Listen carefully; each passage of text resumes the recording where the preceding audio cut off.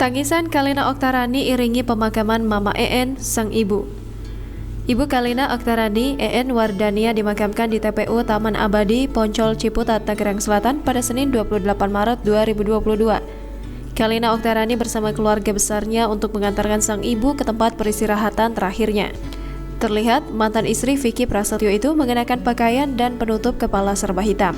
Selain keluarga, Kalina Oktarani juga ditemani teman dekatnya Ricky W. Miraza.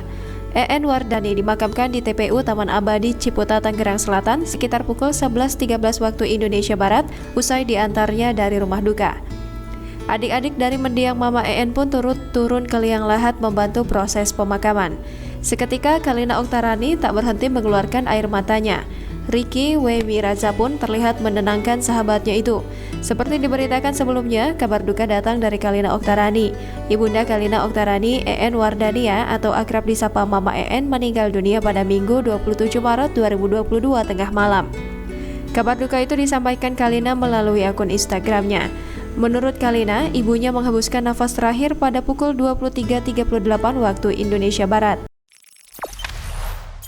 Jangan lupa subscribe, share, komen, dan like ya!